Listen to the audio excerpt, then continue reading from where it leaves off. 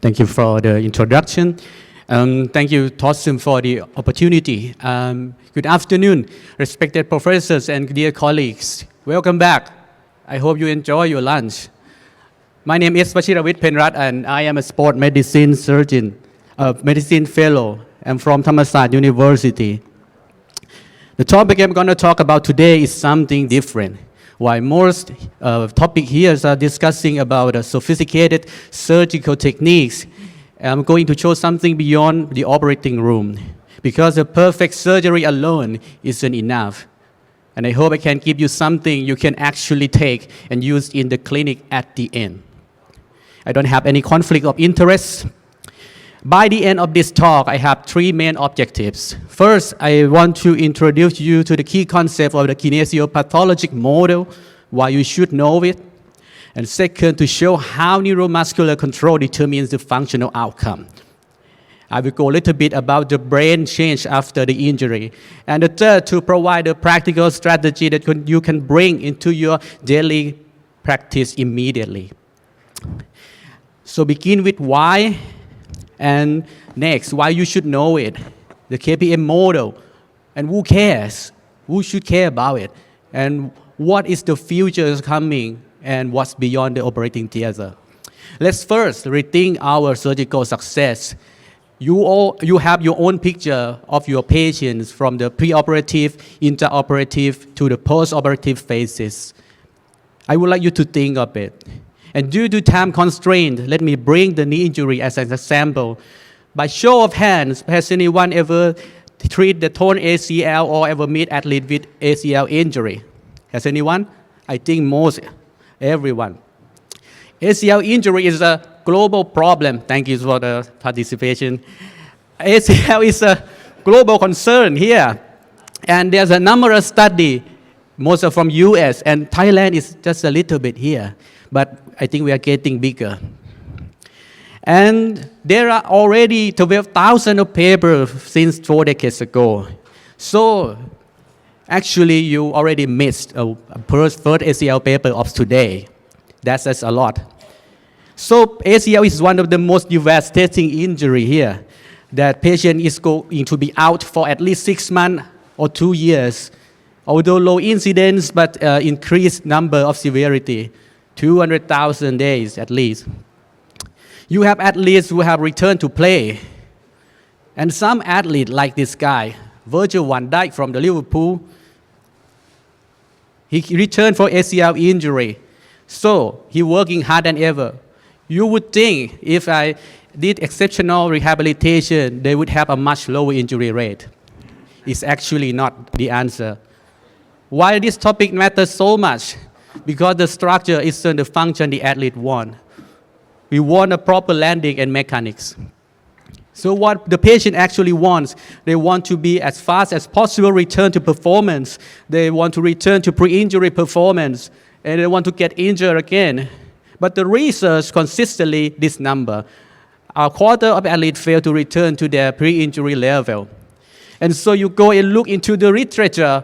Oh, if you go to the best place on the planet to do the rehabilitation, this number is stubborn. You got the same rate. And a quarter or a third of patients got a re-injury rate with the standard of care. There's something missing in our rehabilitation. The second injury happens when you got an increased core strength, even the time flow by. So, which begs the question, what are we missing? If you consider the return to sport clearance, it begins with the surgery. Yes, exactly. And then there is something after that. You do rehab, recondition the patient, go to performance, and you do the pre-season training to prevent them from got injured again. So you are not done yet. To first find out what are we missing, we have to know why do we get hurt. Why do we get hurt? Looking back into the injury etiology model. This is such a very little bit busy, but I want you to focus what we can do, not cannot. There's some modifiable factor here I want to point out that is neuromuscular control. This is modifiable, and it's a good thing. Because anatomy and hormone, we can't really do much about it. So the missing piece I want to point out here is about the movement and the neuromuscular control. As you can see, Francesco de la Villa just published this in the FIFA or isokinetic conference that the movement is pattern can lead to injury, not just the strength and range of motion. And this have been known for decades that even after injury and surgery, the movement patterns alteration does exist. So, what does the movement pattern pertains to? It's not just only musculoskeletal and the nervous system. It contains all the system of the body that integrates and maintain the movement of all level of body function from the Physical Therapist Association. And this is the most important slide of my talk. This model introduced by Shirley Salmon show that all the system working resulted in biomechanics. And there are many inducer, multifactorial, the intrinsic, the extrinsic factor that result in the tissue adaptation. And that brings us the macro injury or macro trauma because the accessory motion of the joint, or if it's accumulated, it resulted in the macro trauma. That is called the last term, that's movement system syndrome here. Neuromuscular activation and the motor learning has a role here. So in a nutshell, summarize that faulty movement leads to tissue injury and correct movement, less stress, better function. If you take nothing from today, I want you to remember this slide. Could neuromuscular training be the answer?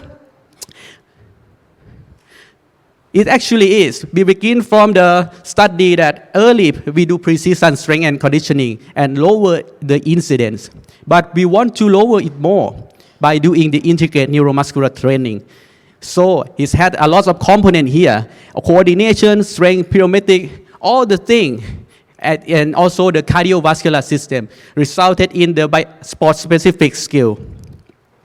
And the incidence getting lower per 1,000 athlete exposure. We want to get it to zero. So you know it's pure coordination error. And most of us see this is a post-injury muscle inhibition. So this is an interesting mystery. You treat this patient, it's a bizarre phenomenon that the muscle is totally fine, the nerves to the muscle are actually fine, the ligament lost an input to the nervous system. That's the mechanism. But for the longest time, we thought people tore the ACL is what due to the localized effect. What's happening is not as localized, but it's the brain injury. We let people move the quadriceps, just a simple movement, and here is the difference. This is a functional MRI of the athlete with the ACL torn. They need more brain function. They have to focus more for the attention. Just doing a simple extension and flexion. Actually, how movement is organized when you first think of it, it's not just like that. But nowadays, to move, you actually engage all your entire brain. The study have shown, numerous studies have shown recently. So you need to have a word of neural efficiency for your patient. This is a very recent study that you have a millisecond to react before the injury happens. You must be able to quickly change your motor plan. These are the studies that analyze the video when the patient landed on their foot and got ACL injury. So athletes often lack of neural efficiency. They compare already the professional athletes has a less functional brain use. So they get used to the movement. So you need to train your movement. So the question is, do we need to train the brain to optimize injury prevention strategy? Are you guys convinced? How to train with the brain? We need to bridge the neural gap by studying about motor learning skill by repetition. You need perturbation like a sensory or cognitive to stimulate the brain. These are the very boring slides, but actually you need to know from the beginning is the input, all the sensation, The stage of motor learning is here. You start from knowing nothing. You need some error to be able to correct. And then you master it, associative state. And lastly, it become automatically happen, like in the motors, like in the sport, real sport. So to obtain this, you need practice time and less attention. We will focus more on that. So where is your attention? Are you with me? The exercise is prescribed with explicit attention. This is what we are actually doing. But we don't want to keep doing this all the time. We don't want the athlete to focus on themselves. But because what actually found is that when we attach the camera at the eyes, and you actually look 2 steps forward. You didn't look at yourself. And here is everyone look 2 steps before they even stumble and look back to themselves. So the joint attention is not available in sport. Look at this. They attach the camera at the eye. They need to look at themselves. That's why this happened.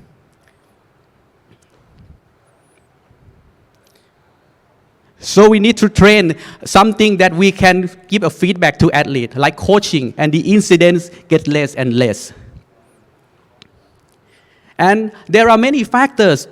You need to correct your hip movement, your knee alignment, the ankle, many factors to do. What you should do then? What is coming?